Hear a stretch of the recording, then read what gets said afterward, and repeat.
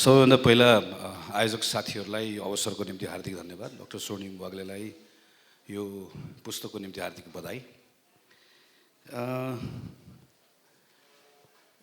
यो अतिरिक्त अवसर मैले यसको भूमिका लेख्ने मौका पाएको हुनाले गर्दा मैले एकपटक फेरि उहाँको सबै लेखहरू अन्तर्वार्ताहरू साङ्गोपाङ्गो पढ्नु नै पर्यो। त्यसले एकचोटि फेरि कहाँनिर चुकेको रहेछौँ भनेर हेर्ने मौका पनि दियो। अब मङ्सिरमा चुनाव छ, म नेपाली कङ्ग्रेसको महामन्त्री हो। मैले मेरो सिङ्गो सङ्गठनले सर्वाधिक हामीले मङ्सिरको चुनावबाट प्राप्त गर्ने भनेको 5 वर्षको लागि सरकार चलाउने म्यान्डेट प्राप्त गर्ने। हाम्रो पार्टीको वडा कमिटीको सदस्यलाई पनि त्यो निर्वाचन जित्नको लागि के गर्नुपर्छ भन्ने कुराको मोटामोटी कुरा थाहा छ र ऊ गरि पनि रहेको छ। सिङ्गो पार्टी मसिनरी हाम्रो कस्तो हुन्छ भने निर्वाचन कसरी जित्ने, निर्वाचन किन जित्ने भन्ने कुराको एउटा प्रेरणा पनि हुन्छ, निर्वाचन कसरी जित्ने भन्ने कुरा हुन्छ। तर के गर्ने भन्ने कुराको सन्दर्भमा चाहिँ नेपालको राजनीतिक दलहरूभित्र जुन खालको पूर्व तयारी हुनुपर्ने हो त्यो चाहिँ एक प्रकारले करिब करिब निमित्यान्न अवस्थामा छ भने पनि फरक पर्दैन।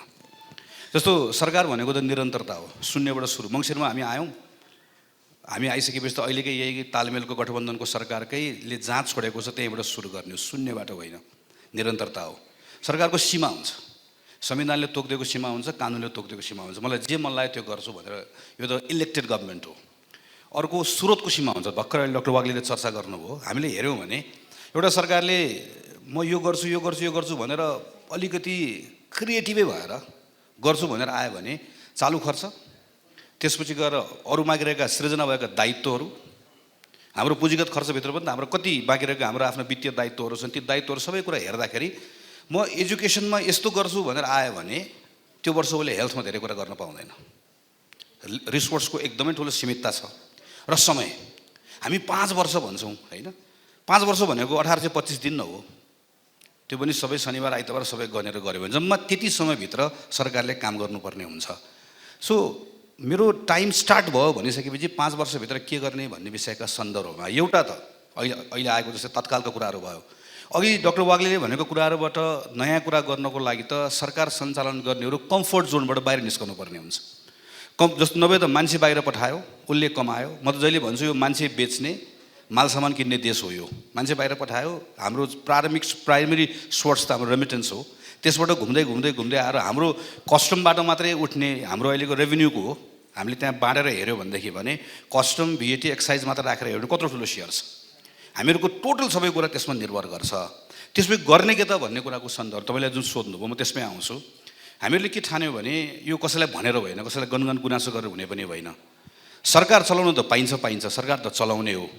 तर सरकार चलाएको दिनबाट के गर्ने हो भन्ने कुराको तयारी चाहिँ कसले गर्ने हो त भनेपछि होइन, हामीले नै गर्नुपर्छ भन्ने ठानेर हामीहरूले 35वटा सेक्टर छान्यौँ र 35वटा सेक्टरमा एउटा त मन्त्रालय पनि पर्ने भयो। अर्को जस्तो हामीले कर भन्यौँ, राजस्वको एउटा रेभेन्यूको हाम्रो एरिया भनेर, त एन्भाइरोमेन्ट भन्यौँ। यसरी सेक्टर गरेर छान्यौँ र हाम्रो सीमा के छ, हाम्रो सम्भावना के छ भनेर हेऱ्यौँ। उदाहरण मात्र दिन्छु म एउटा छोटोमा। जस्तो हामीले एजुकेसन भनेर भन्यौँ। कुनै पनि गभर्मेन्टले आएर म एजुकेसनको सेक्टर सुधार गर्छु भनेर भन्यो भने हाम्रो एजुकेसनको सबैभन्दा ठुलो अहिलेको सङ्कट भनेको लर्निङको क्राइसिस हो। क्लासरुममा बच्चा छ, टिचर पनि छ, क्लासरुम छ, बुक छ, सबै छ, पढाइ पनि हुन्छ तर सिक्दैन। म्याथ पनि जान्दैन, साइन्स पनि जान्दैन, अङ्ग्रेजी पनि जान्दैन, नेपाली पनि जान्दैन, के पनि जान्दैन, क्लासरुम मात्रै छ। अब एउटा कोही नयाँ सरकार आयो, जति गाली गरे पनि के गर्ने त, कि प्राइभेट स्कुल गएर बन्द गराउन जाने? रातारात हामी चाहिँ देशभरिको सबै ठाउँमा चाहिँ बुढालीगढ स्कुल खोल्छु, ठिक छ, कसरी खोल्ने? म शिक्षक हटाउँछु, काम नलाग्ने शिक्षक हटाउँछु। तपाईँले शिक्षक हटाएको भोलिपल्ट सर्वोच्च अदालतले पुनर्स्थापना गरेर पठाइदिन्छ, किनकि हामीले शिक्षक थाहै छ। यो सबै यो लिमिटेसनको बिचमा काम कसरी गर्ने भनेर 35वटा सेक्टर छानेर हामीले हाम्रो मिसनको नामै हामीले प्रोजेक्ट गभर्मेन्ट भनेर बनायौँ एउटा। यो ठ्याक्कै हाम्रो सम्मेलन अहिले हामीसँग अहिले करिब 60जना साथीहरू काम गरिराख्नु भएको छ। 60जना मध्ये केही यही कोठामा पनि हुनुहुन्छ, केही नेपाल सरकारमा बसेर काम गर्नुभएको हुनुहुन्छ, केही नयाँ युनिभर्सिटीबाट भर्खर पढ्दै आउनुभएको साथीहरू हुनुहुन्छ। हामीले अहिले मङ्सिरमा चुनाव हुन्छ। मङ्सिरमा चुनाव भइसके पछाडि चुनावबाट प्रधानमन्त्री निर्वाचित भएको व्यक्तिले प्रधानमन्त्री भएको दिन शपथ ग्रहण गरिसकेपछि उसले मन्त्रीलाई बोलाएर त्यो मन्त्रीलाई ल तिमी उद्योग मन्त्री बन्यौ भनेर भनिसकेको उद्योग मन्त्रीको हातमा 5 वर्ष त्यो उद्योग मन्त्रालयले कुन कुन कानुन बदलेर रिसोर्सको प्रयोग कसरी गरेर के गरेर कति कुन परिणाम प्राप्त गर्ने भन्ने कुरा उसले मन्त्रीलाई दिन सकोस् र मन्त्रालय छिरेको दिन मैले पनि अनुभव गरेँ छिरेको दिन चाहिँ सचिवजीहरूले खातासाता लाएर आएर आज तपाईँको बाबुले दस्तखतबाट पहिलो निर्णय यो गर्नु पर्यो भनेर भोलिपल्ट ब्रिफिङ दिएर हाम्रो मन्त्रालयले यो काम गर्छ भनेर होइन कि मन्त्रीले सचिवलाई बोलाएर म यो मन्त्रालयबाट 5 वर्ष यो कुरा गर्न आएको अहिले विद्यमान कानुन यो छ म यो बदल्छु यो नीति बदल्छु मेरो यो सचिवलाई म नेपालको कर्मचारी तन्त्रलाई दोष दिने कुरा बेकार हो रिस्क लिने काम कसको हो भन्दा पोलिटिसियनको हो अगाडि लिएर जाने काम कसको भन्दा पोलिटिसियनको कानुनले दिएन भन्छ बदल न कानुन जस्तो अहिले शेरबहादुर प्रधानमन्त्री हुनुहुन्छ उहाँलाई कुनै कामले जस्तो सार्वजनिक खरिद अहिले काम गर्न दिएन त्यो सार्वजनिक खरिद ऐन त भोलिपल्ट बिहान बदल्न सकिन्छ नि कुनै कानुन बदल त्यो कानुन पार्लियामेन्ट्री सिस्टममा त पार्लियामेन्टमा बहुमत प्राप्त गरेर आएको अवस्था हुन्छ कानुन फेर्नु छ कानुन फेरिदियो नीति बदल्नु छ नीति बदल रिसोर्सलाई नयाँ ढङ्गले एलोकेट गर्नु छ नयाँ ढङ्गले एलोकेट गर तर 5 वर्ष सरकार सहेको दिनमा सुरु भएको देखि 1825 दिन सरकारमा बस्दै गर्दा कम्फर्ट जोनबाट बाहिर निस्किएर डिटेलमा म जान्न जस्तो अहिले हामीले बनाइरहेको जुन सेक्टरल कुरा छ जस्तो उदाहरण एउटा मात्र उदाहरण दिन्छु हामीले अहिले टार्गेट केलाई राख्ने कोसिस गरेका छौँ भने वर्षमा नेपालमा कतिवटा नयाँ उद्योग खुल्छ वर्षमा नेपालले औद्योगिक रोजगार कति सृजना गर्छ टार्गेटहरू त्यसलाई राखेर कसरी गर्न सकिन्छ भनेर के र हाम्रो तर संयोग कस्तो भयो हाम्रो लागि किताबसँग मिल्छ जुन दिन हाम्रो प्रोजेक्ट गभर्नमेन्टको हामी पहिलो बैठक बस्यौँ हाम्रो सर यहीँ हुनुहुन्छ जसको लिडरसिप हामीहरू बस्यौँ मेरो नाम नलिदियो भन्नुभएकोले मैले भनिनँ हामी बैठक बस्दा हामी बैठक किन बसेको भने अब 2 वर्षपछि चुनाव हुन्छ चुनावमा नेपाली कङ्ग्रेसलाई जिताउने हो जिताएपछि यो काम गरेर बैठक बसेको ठाउँमा बैठक बस्दा अवस्था एकजनाको फोनमा सूचना आयो संसद विघटन भनेर हाम्रो संयोग त्यस्तो परेको फेरि चाहिँ र हामी तर त्यो दिनदेखि हामी रोकिएनौँ हामी अहिले काम गरिरहेका छौँ खालि मैले तपाईँको प्रश्नको सन्दर्भमा चाहिँ यस्तो नगर्ने हो भने के हुन्छ म मन्त्री भएको अनुभवको आधार एक लाइन सक्छु के हुन्छ भने सरकार बदलिन्छ मान्छे बदलिन्छ होइन अनि त्यो लिमिटेसनहरूको बिचमा काम गर्दै गर्दा हामी कोही पनि कम्फर्ट जोनबाट बाहिर निस्कन्नौँ अहिले डाक्टर वाग्लेले भन्नुभएको जस्तो जुन हाम्रो संरचनागत समस्याहरू छ त्यो हामी हल गर्दैनौँ अर्को वर्ष के हुन्छ हाम्रो आयात बढ्दै जान्छ हामी निर्यात बढाउन सक्दैनौँ मान्छे बढी पठाउँदै जान्छौँ हाम्रो बिओपीको समस्या योभन्दा बढ्दै जान्छ किनकि यो 1 वर्षमा भएको होइन यो गएको 10, 12, 15 वर्षदेखिको लगातार समस्या भएको कारणले गर्दाखेरि यो गर्नको लागि नै हाम्रो तयारी हो यो त सरकारै कुर्नु परेन हिजो मात्रै प्रधानमन्त्रीजीलाई भेटेर यो वर्षको नीति कार्यक्रममा यो 1 दशक 2079 देखि 2089 सम्म नेपाली उत्पादन तथा उपभोग प्रवर्धन दशक चाहिँ यो फेरि यो अलिकति फ्यान्सी जस्तो हुन्छ यसको लागि चाहिँ प्रधानमन्त्री नेपाली उत्पादन प्रवर्धन कार्यक्रम भनेर एउटा छुट्टै परियोजना उद्योग मन्त्रालयले लिड गर्ने यसमा एउटा सानो स्टडी गरेर नेपाली कङ्ग्रेसको तर्फबाट प्रधानमन्त्रीलाई गएर बुझाएर म उहाँलाई धन्यवाद पनि दिन्छु उहाँले हाम्रो कुरा सुनिदिनु भयो राखिदिनु भएको छ यसमा 6वटा सेक्टर छ अहिले 6 वा 7वटा एउटा टेक्सटाइल एउटा फुटवेयर एउटा कृषि र खाद्यान्न एउटा वन पैदावार जडीबुटी र औषधि र त्यसपछि अर्को कन्स्ट्रक्सन अनि हस्तकला र त्यसपछि लास्टमा चाहिँ एउटा त्यस्तो एरियाहरू जहाँ चाहिँ नेपाललाई के एडभान्टेज छ एज भएको जस्तो फर इक्जाम्पल हामीले अहिले उदाहरण दिइरहेको भनेको डाक्टर सन्तोक रुइतको लेन्स जस्तो जसलाई हामीले बिर्सिरहेका हुन्छौँ त्यस्तो खालको सेक्टरहरू जहाँ चाहिँ हामीले थोरै मद्दत गर्दाखेरि हामीले निर्यात गर्न सक्छौँ यस्तो एरियाजहरू भनेर 7वटा एरिया आइडेन्टिफाई गरेर के को आधारमा आइडेन्टिफाई गरेर यो 7वटा एरियामा हामीले के गर्नुपर्छ भनेर सबै डिटेलसहित बुझाएर यसपालिको नीति कार्यक्रमबाट र वार्षिक कार्यक्रममा सरकारले एउटा छुट्टै कार्यक्रम उद्योग मन्त्रालय लिड गरेर लिएर आएको छ हामीले भनेअनुसारले अहिले गर्ने हो भने करिब टेक्सटाइलमा फुटवेयरमा खाद्यान्नमा के कुरा यही वर्ष कन्स्ट्रक्सनमा यो 3-4वटा कुरामा त हामी 1 वर्षभित्रमै नेक्स्ट लेभलमा पुग्छौँ किन पुग्छौँ भने जस्तो म फुटवेयरको मात्र इक्जाम्पल दिन्छु अथवा टेक्सटाइल कुनै पनि इक्जाम्पल दिएर हेऱ्यो हुन्छ गयो के पनि भएन भन्ने पनि भएन जस्तो अहिले गएको 10, 12, 15, 20 वर्षमा प्राइभेट सेक्टर आफैले गरेर गभर्मेन्टको पोलिसिजहरू यो सबै कुराले गर्दाखेरि चाहिँ सरकारले अलिकति मात्रै राइट पोलिसी लिदियो भने फेरि के पनि होइन है फेरि यहाँ कतिजनालाई के नलागोस् भने फेरि हामी हाम्रै देशको जुत्ता लगाउँ हाम्रै देशको लुगा लगाउँ अरू देशको नलगाउँ भन्ने पनि होइन हामीले अरू देशको लाउन सक्ने लगाए पनि हुन्छ लाउन मन लगाए पनि हुन्छ तर यो हाम्रो देश आत्मनिर्भर भन्ने एङ्गललाई पनि छोडेर पनि हामी नेपाली उत्पादनले नै यति काबिल नेपाली उत्पादन भइसक्यो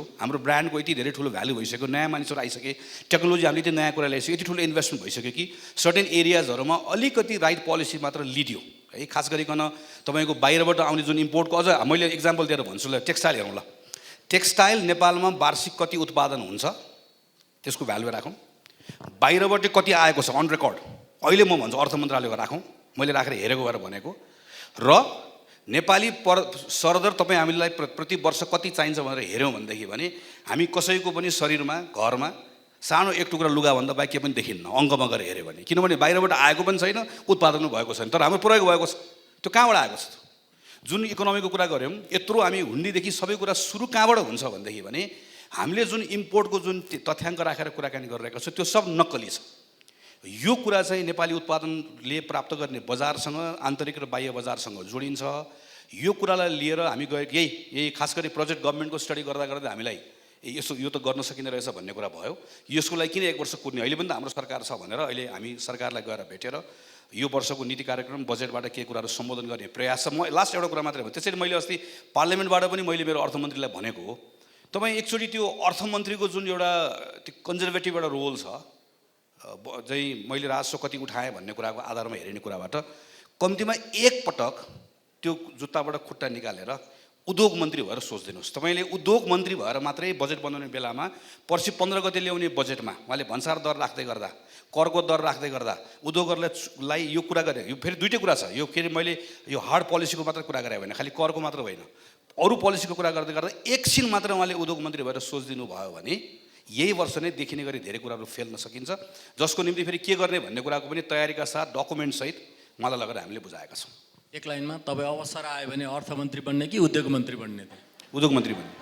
2079 सालको मङ्सिर वा फागुनमा हुने निर्वाचनबाट नेपाली कङ्ग्रेस पार्टीले बहुमत प्राप्त गर्छ र 5 वर्ष सरकार चलाउने जिम्मेवारी प्राप्त गर्छ।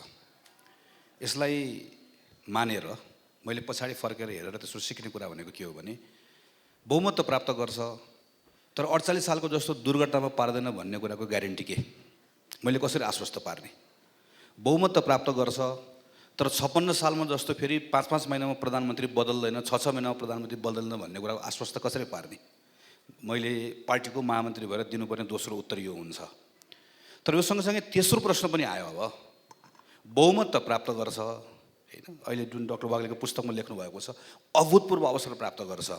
जुद्ध शमशेरको पालामा जस्तो प्राप्त गरेको, चन्द्र शमशेरको पालामा प्राप्त गरेको जस्तो अवसर खेर फाल्यो भने जस्तै डाक्टर वाग्ले त त्यो बेलामा हामीसँग एउटै टिममै रहन्छौँ, उहाँले त नलेख्नु होला। अर्कोले पनि यहाँ तल आउनुभएको कसैले चाहिँ त्यो बेलामा चाहिँ नेपाली कङ्ग्रेसले अतिरिक्त अवसर भनेर अर्कोले पुस्तक लेख्ने, फेरि त्यो बेलामा सेतो पार्टी सधैँ छ लेख्ने अवस्था आउने कुरा रहने भयो। किनकि हामी त कहाँसम्म मात्र सोचिरहनु भयौँ भने एउटा सरकार 5 वर्ष चलाउने जिम्मा पाउने, दोस्रो तपाईँले उठाएको प्रश्न त्यो 5 वर्ष चलाउने जिम्मा पाएको बेलामा चाहिँ कम्तीमा चाहिँ ठुलो दुर्घटना नहोस्, त्यो स्थिरताको लाभको कुरा आयो। स्थिरताको लाभमा पनि अब मेरो अहिलेको कुरासँग यो कुरा जोडिन्छ। एउटा मिसन हो 5 वर्ष सरकारमा किन बस्ने, पर्सि नेपाली कङ्ग्रेस 2079 सरकारमा किन पुग्ने, के को लागि पुग्ने? बिपी कोइरालाले 2015 सालमा राम्रो गर्नुभएको थियो, 2048 सालमा हामीले केही रिफर्महरू गरेका थियौँ, त्यो कुराको जस खोज्ने पार्टीको एउटा कुरा होला। तर पार्टी त 5 वर्षको के गर्नको लागि पुग्ने भन्ने कुरा हुनु पर्दैन। अब यहाँनिर म यो कुरामा छोटकरीमा राख्छु।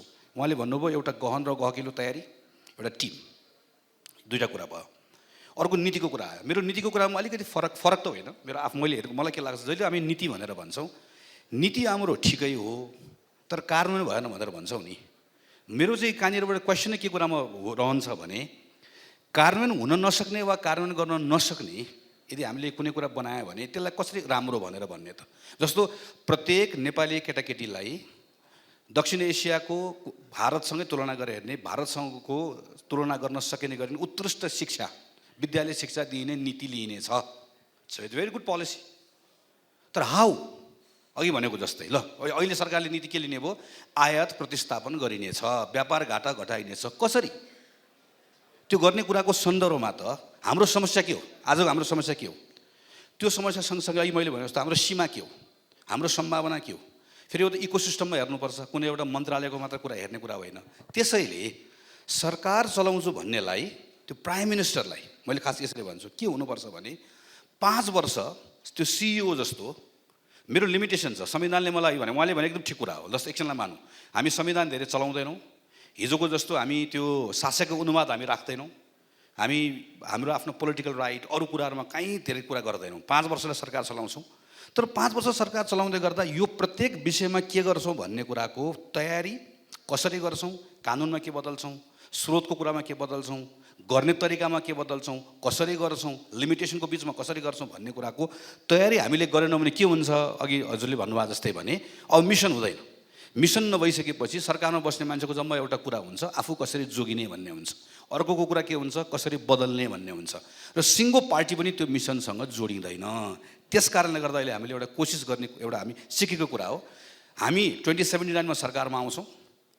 हामी यो पटकको निर्वाचनको बेलामा जनताको बिचमा जाँदै गर्दा घोषणापत्र लिएर जान्नौँ, 5 इयर्सको प्रोग्राम लिएर जान्छौँ, यो गर्छौँ, यो गर्छौँ, यो गर्छौँ, यसरी गर्छौँ, सबै कुरा लिएर जान्छौँ। जनताले पत्याउनु भयो, त्यो जिम्मेवारी लिएर जान्छौँ।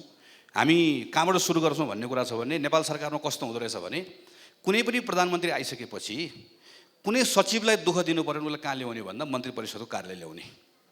प्रधानमन्त्री कार्यालय ल्याउने सचिव भनेको दुःख दिने सचिव। अहिले जो हुनुहुन्छ, अहिले प्रधानमन्त्री कार्यालयको सचिव भेट्न जानुभयो भने सबैजना दुःखी भएर बसिराख्नु भएको हुन्छ।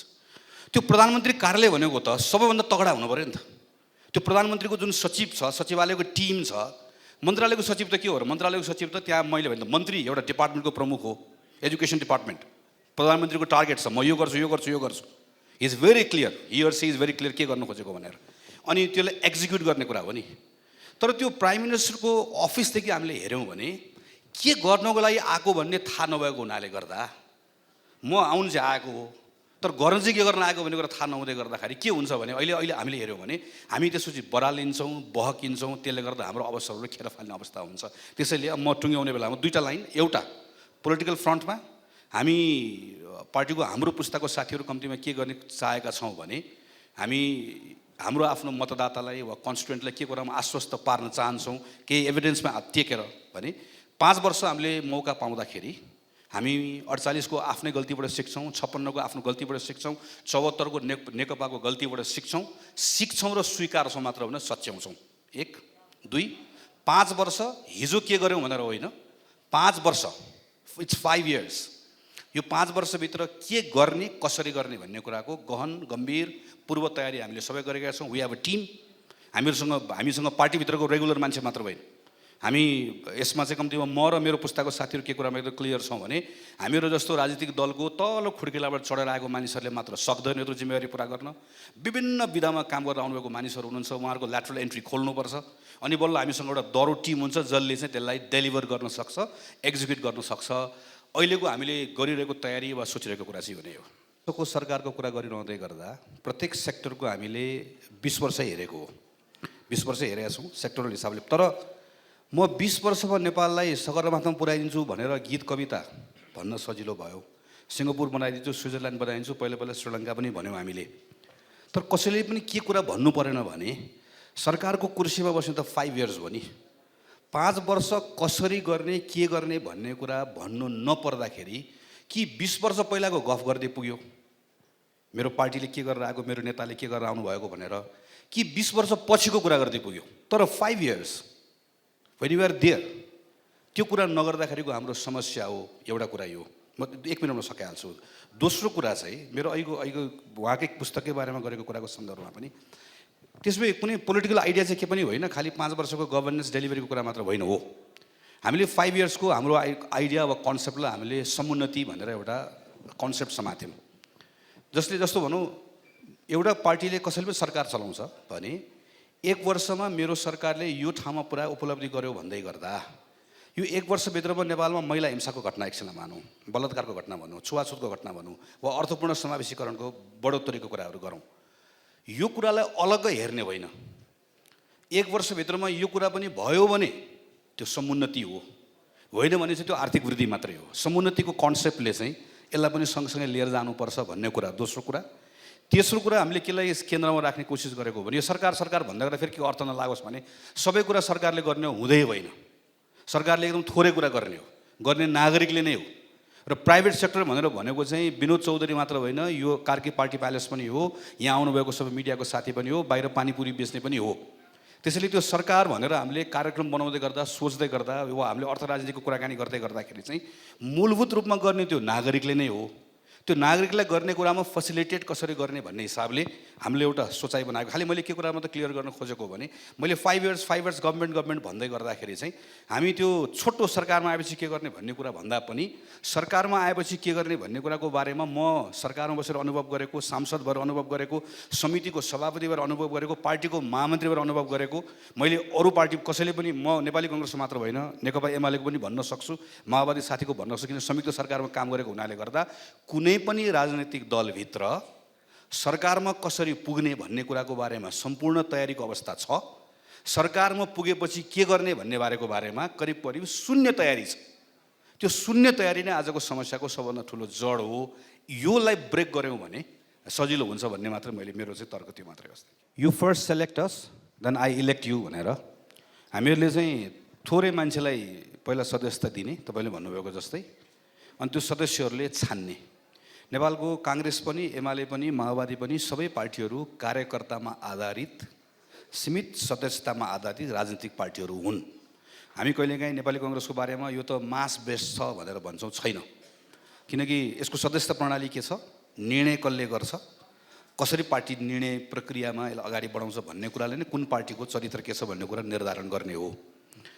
अब मैले पार्टीको महामन्त्रीको रूपमा आफ्नै साथीहरूसँग मत माग्दाखेरि नै पनि मेरो धेरै वर्षदेखिको भएकोले र यसपालि झन् पार्टीको अफिस बियरर भएर जाने भएकोले गर्दा यसलाई अझै लिखित रूपमै एउटा प्रस्ताव लिएर गएको कि मैले यो 5 वर्षभित्रमा नेपाली कांग्रेस पार्टीको जुन सदस्यता प्रणाली छ, मेरो अर्को महामन्त्री पनि यो कुरामा हामी we are on same page, हामी दुईटैको प्रयास अरू साथीहरूसँग मिलेर नेताहरूलाई पनि कन्भिन्स गरेर कि हाम्रो पार्टीको सदस्यता प्रणाली हामीले अब फेर्नुपर्छ।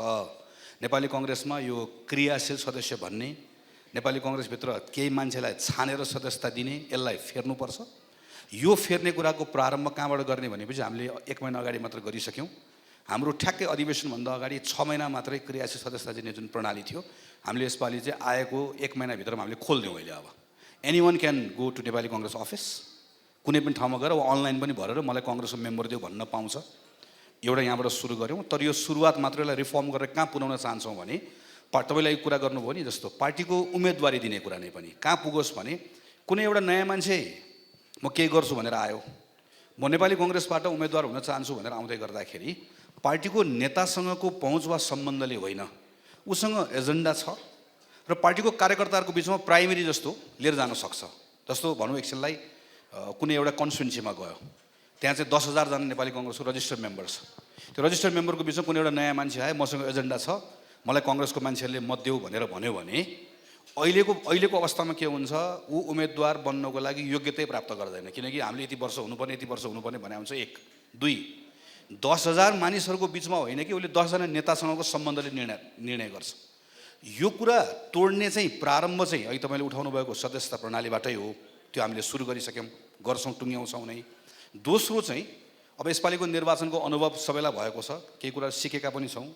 हामीले सङ्केत गरेको कुरा कतिपय नेताहरूले पनि यसलाई अहिले गम्भीरतापूर्वक लिनुभएको छ वा बुझ्नुभएको छ भन्ने लाग्छ। यो सबै कुरालाई लिएर अब आउने निर्वाचनमै पनि नेपाली कांग्रेस पार्टीले उम्मेदवारी चयन गर्ने प्रक्रियाभित्र एउटा, म त र्याडिकलै भन्छु, खास गरी नेपाली कांग्रेसको माथि जसको बोर्डको सदस्य सचिव म हो, त्यो बोर्डले होइन, त्यहीको पार्टीको लोकल मेम्बर्सहरूले इन्क्लुडिङ त्यहाँको लोकल कन्स्टिट्युएन्टहरू पनि, जसलाई पनि भन्न मन लागेको छ म नेपाली कांग्रेस रजिस्टर्ड मेम्बर होइन, तर यो उम्मेदवार भयो भने कांग्रेसलाई म एकपटक मत हाल्छु भन्ने ठाउँसम्म दिने गरिकन। किनकि अहिले त डिजिटल टेक्नोलोजी छ, धेरै कुरा प्रयोग गर्न सकिन्छ। प्रयोग गरेर यो पटक्कै निर्वाचनमा यसलाई परीक्षण गर्ने कोसिस गरौँ भन्ने हाम्रो प्रयत्न चाहिँ त्यो रहन्छ। त्यो हुन सकेन भने पनि केही न केही सुधार हुन्छ। तर सबैभन्दा सुरु कुरा भनेको सदस्यता प्रणाली भएको हुनाले गर्दा त्यसलाई सुधार गर्ने कुराको सुरुवात हामीले गरिसकेका छौँ। केही समय लाग्छ, तर बदलिन्छ यो। जस्तो काठमाडौँ, धरान, धनगढी, त्यसपछि जनकपुर, बर्दिवास लगायतको केही ठाउँहरू जहाँ काहीँ स्वतन्त्र काहीँ नेपाली कांग्रेसकै संरचनाबाट आएको बागी उम्मेदवार सङ्गठनकै संरचनामा रहेको, यो 3-4 ठाउँ 5 ठाउँ हेरेर एकातिर राख्ने, अनि अर्कोतिर नेपाली कांग्रेसले गएको भन्दा 50औं ठाउँमा बढी विजय प्राप्त गरेको कुरा राख्ने। मलाई डर के कुरामा लागिरहेको छ भने यो 4-5 ठाउँ भनेको त यो त यसलाई यसरी चाहिँ ट्रेन्डको रूपमा हेर्नु हुँदैन भनेर नेतृत्वको एउटा पङ्क्ति जसलाई हामी केही समयदेखि, यो मेरो त यहाँ दस्तावेजमै छ, हामीहरू किन ल्याटरल एन्ट्री खोल्नुपर्छ, पार्टीको सदस्यता प्रणाली किन फेर्नुपर्छ भनेर 10 वर्षदेखि 2टा अधिवेशनको त मेरो आफ्नो प्रस्तावै भइसक्यो। अहिले म केही काम गर्ने ठाउँमा पुगेको छु हैन। हामीले भनेको तर्फ यो सङ्केत हो है भनेर हामी यो परिणामहरू लिएर बुझाउने कोसिस गर्दैछौँ। त्यसको लागि मेरो अझ मलाई लागेको के भने यतिलाई मात्र हेरेर पुग्दैन। यति मात्र हेऱ्यो भने नेतृत्व पङ्क्तिले के भन्ने अवस्था हुन्छ भने हाम्रो उम्मेदवार पो मन नपरेको हो कि एकजना दुईजनाको व्यक्तिगत कुरामा आउँछ, विच इज नट ट्रु, अथवा कुनै व्यक्तिको बारेमा आउँछ। हामीले के हेर्नुपर्छ भने यो पटक नेपाली काङ्ग्रेस पार्टीको तर्फबाट हामीले देशैभरि उम्मेदवारी दिएको, अघिल्लो पटक शानदार ढङ्गले जितेको 50औं ठाउँ हामी निर्वाचन हार्यौँ। किन हार्यौँ? सङ्घमा पनि जितेका छौँ, अघिल्लो पटक जितेको ठाउँ हामी हार्यौँ। किनकि तपाईँले भनेको जस्तो सायद त्यो ठाउँमा तल मतदाताहरूसँग अन्तर्क्रिया गरेर उम्मेदवार चयन गर्ने प्रक्रियामा पुगेको भए अघिल्लो पटकको पर्फर्मेन्सको कारणले गर्दा त्यहाँ एन्टी इन्कम्बेन्सी यति स्ट्रङ थियो, हामीलाई थाहा भइहाल्थ्यो कि हामीले उम्मेदवारी दिनुहुन्न भन्ने कुरा। हामी त्यो डिस्कनेक्ट तलर्सबाट छौँ भन्ने कुराको प्रमाण चाहिँ यो एउटा दुईवटा सहर होइन, यति मात्रै होइन। देशभरिको निर्वाचन जित्यो भन्ने कुराबाट अलिकति बाहिर आएर गहिरो र गम्भीर ढङ्गले निर्वाचनको यसपालिको सङ्केतहरू के छ भनेर हेऱ्यो भने अरू पार्टीले पनि आफ्नो ठाउँमा ग्रहण गर्ने कुरा आफ्नो होला। म नेपाली काङ्ग्रेसको सदस्य भएर नेपाली काङ्ग्रेस पार्टीले हेर्ने भनेको चाहिँ हाम्रो पार्टीको लागि एउटा विश्वासको मत प्रकट पनि भएको छ, एउटा अवसर पनि छ, तर एउटा केही गम्भीर सङ्केतहरू छ पार्टीकोमा, खास गरिकन तन्नेरी पुस्ताको साथीहरूलाई, तन्नेरी पुस्तामा नवीन सोच भएको मानिसहरूलाई जो पार्टीको तल्लो खुड्किला चढेर आएका होइनन्। दोस्रो तल्लामा पार्टीमा पुग्नुपर्ने छ। अब हामीहरू त जगै खनेर आएको, हामी पहिलेदेखि बसेका छौँ। उसलाई के हो भने तिमीले पहिलो तल्ला चढ्ने अनुभव बाहिर कतै गरिसकेका छौ भने तिमी सिधै दोस्रो तल्लामा झ्यालबाट पनि आउन सक्छौ है, तिमीसँग क्षमता छ भन्ने कुरा बनाउन सक्यौँ भने हाम्रो घर सबैको लागि वेलकमिङ हुन्छ। ढापडु झ्याल ढोका लगाएर ढोकामा बसेर एउटा लट्ठी लिएर पहिला यसो हेरेर यहाँ 4 तारिक कहिलेदेखिको भन्दै सोध्दै गयो भनेदेखि भने हामी आउने बन्द हुन्छ। स्वर्णिमजी पनि छिर्न पाउनुहुन्न हैन, टिकटका लागि तपाईँले त्यस्तो गर्नुभयो भने। त्यसैले अहिलेको जुन कोलाबोरेसनको कुराहरू आयो यो सङ्केत चाहिँ राजनीतिक दलले जति, म नेपाली काङ्ग्रेसकै भन्छु, हामी कति खुला हुन्छौँ, कति उदार हुन्छौँ, कति नयाँ मान्छे लिन्छौँ, कति बाहिर काम गरेका मान्छे आउँछ, अरू क्षेत्रमा विधामा काम गरेर अनुभव प्राप्त गरेका मानिसहरू भित्र लिएर आउँछौँ र भित्र बसेको मानिसहरूले त्यो असुरक्षित महसुस गर्ने एउटा बेला थियो। एउटा बेला के हो भने नेपालको पार्टीलाई बेलायतको पार्टीसँग हामीले तुलना गर्ने कुरा, बेलायतमा संसदले पार्टी जन्माएको, हामीले संसद जन्माएको नेपालको पार्टीले, न हामी अमेरिकासँग तुलना गर्न मिल्ला। तर यत्रो लामो समय राजनीतिक सङ्घर्ष गरेर नियमित अवस्थामा आइसकेपछि पनि अब पार्टी हिजोको जस्तै रेजिमेन्टेड, हिजोको जस्तै सदस्यता, यति वर्षको सदस्यता भनेर अहिले पनि चलाउने हो भने किन नेपालको पार्टीलाई विश्वास गर्ने भन्ने प्रश्न त आउँछ नि त। अब मतदाताहरूसँग त आफ्नो छनौट त सबैसँग छ नि, कार्यकर्तासँग पो छैन। मतदाता त जहाँ पनि जान पाउँछ नि। कार्यकर्ताले अन्तर्घात गर्यो भन्छौँ हामी, मतदाताले अन्तर्घात हो र? मतदाताको त मन बदलिन्छ नि। हो यो सङ्केत चाहिँ म लगायत मेरो पुस्ताको साथीहरूले पार्टीभित्र मजाले बुझेका छौँ। अगाडिदेखि नै यो सङ्केत के पचावहरू बुझेकोले रिफर्मको कोसिस पनि गरिरहेको, तर मैले यसलाई सकारात्मक टोनमा टुङ्ग्याउँछु। हिजो हामीले मात्र भनिरहेको, केटाहरूले मात्र भनिरहेका हुन् कि भन्ने लागेको थियो। अहिले देशैभरि देखिएको हुनाले गर्दा पार्टी रिफर्मको हाम्रो एजेन्डामा काम गर्नको लागि एउटा आधार, एउटा बल हामीलाई प्राप्त भएको अवस्था छ। यसलाई हामी सङ्गठित गर्न चाहन्छौँ। नेपाली काङ्ग्रेस पार्टीको सन्दर्भमा चाहिँ पार्टीभित्रको म थुप्रै चेन्जेसहरू हेर्दाखेरि के देखेको छु भने पार्टीको समर्थक शुभेच्छुक, पार्टीलाई प्रभावित गर्ने, पार्टीको नियमित सङ्गठनको संरचनाभन्दा बाहिर रहेको समूहले त्यो बल ताकत दियो भने पार्टीभित्र धेरै जसो त्यो कुराहरूको बदलाव आएको मेरो अनुभव छ, गएको वर्षमा काम गरेको। म बाहिर रहेको समूहसँग मेरो अपिल के कुरामा छ भने हामी जहिले पनि सिम्टमको बारेमा कुरा गर्छौँ, हामी कजमै जान्नौँ। अहिले पनि यो फलानु असल फलानु खराब, हामी त्यो व्यक्तिभन्दा माथि असल र खराब भन्दा माथि जाँदै जाँदैनौँ। अघि नै पनि सिस्टमको कुरा आयो, तपाईँले ठिक उठाउनु भएको छ। नेपालको राजनीतिक दलको सरकारमा पुगेपछिको गभर्नेन्सको समस्या कहाँबाट सुरु हुन्छ भने सुरु हुन्छ पार्टीको मेम्बरसिपबाट। पार्टीको मेम्बरसिप खुला गरिदियो, उम्मेदवार नयाँ आउँछ, उम्मेदवारको त्यो कोही मान्छे उम्मेदवार किन हुने, ओरिएन्टेसन के को लागि, किन हो भन्ने कुरा फरक हुन्छ। त्यो सबै कुराले सरकार कसले बनाउने कुरा फरक बनाउँछ, त्यसले डेलिभरी गर्ने कुरा कहाँ फरक हुन्छ। हामी सिधै कहाँ जान्छौँ भने त महामन्त्री भएर आइस, तैँले जादु गर्नुपर्छ, तैँले जादु गर्छौ भने थिस् गर्न सकिनस्, हामी मान्छेमा गइहाल्छौँ कि हामी एकैचोटि भगवान बनाइदिन्छौँ कि यो चाहिँ राक्षस बनाइदिन्छौँ, कि दानवीकरण गर्ने कि देवत्वकरण गर्ने जुन हाम्रो आम प्रवृत्ति भएको छ, यसबाट अलिकति फरक। पार्टीहरू भनेको पनि इन्स्टिट्युसन्सहरू हो। इन्स्टिट्युसन्स बन्ने कुरामा लिगेसीमा के कुरा आएको छ, रिफर्म कहाँ कहाँ गर्न सकिन्छ, रिफर्म गर्ने ठाउँहरू के हो, ल केटा हो रिफर्म गर्नुपर्छ, तिमीहरूलाई हामी बाहिरबाट बल पुऱ्याउँछौँ भन्ने कुरा लेखिदिने, बोलिदिने, भनिदिने मान्छेले यो विषयहरूको बारेमा जनमत बनाइदिने, कुरा बुझाइदिने, यङ मान्छेहरूलाई पनि बुझाइदिने, यसरी गयो भने चाहिँ हामीलाई बल प्राप्त हुन्छ। हेर्नुहोस्, अनि हामी त्यहाँ एउटा धक्का दिन सक्छौँ होइन। नभए चाहिँ त्यो क्रिटिकल मास त्यसपछि चाहिँ हामी बढाउन सक्छौँ जस्तो लाग्छ मलाई।